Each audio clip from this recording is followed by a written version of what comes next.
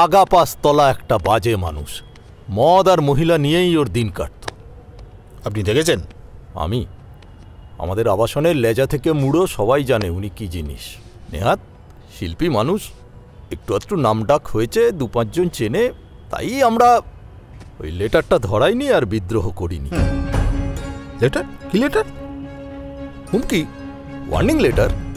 After all আবাসনের তো একটা ডিসিপ্লিন আছে নাকি? ও, কান ফাটানো মিউজিক চলছে সারাদিন ওই ফ্ল্যাটে, আর সন্ধে হলে ফ্ল্যাট থেকে সব টলতে টলতে মেয়েরা বেরোতো।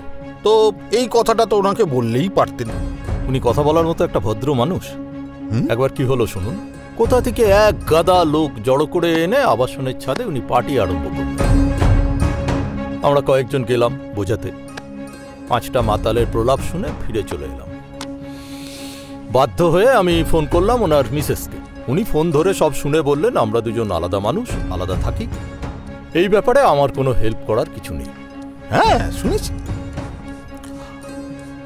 ওনার স্ত্রীর সঙ্গে ওনার সম্পর্ক ঠিক ভালো ছিল না, শুনেছি। কোনো ভদ্র মানুষের সাথেই ওনার সম্পর্ক ভালো ছিল না। একটা জিনিস দেখে,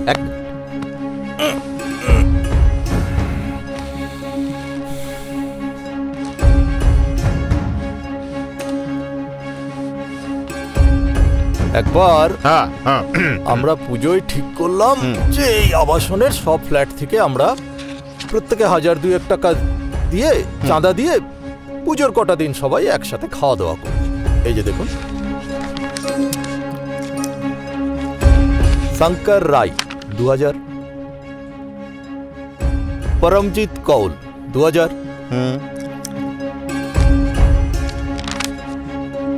সুনীল ঘোষ 2000,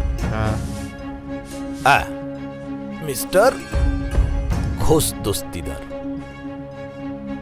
উনি দারোয়ানের বউয়ের হাত দিয়ে 51টি টাকা পাঠিয়ে দিয়ে আমাদের উদ্ধার করলেন। দেখি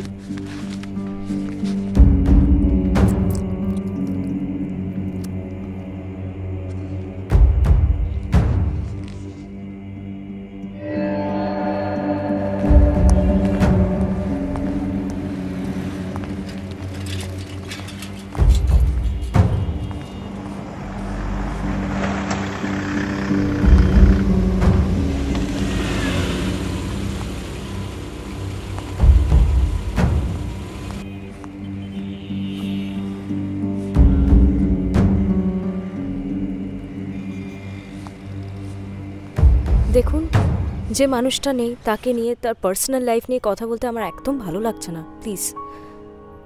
দেখুন, অখিলেশ বাবুর মতো এত বড় একজন শিল্পী খুন হলেন, মানুষ সবটা জানতে চায় বলেই আসা।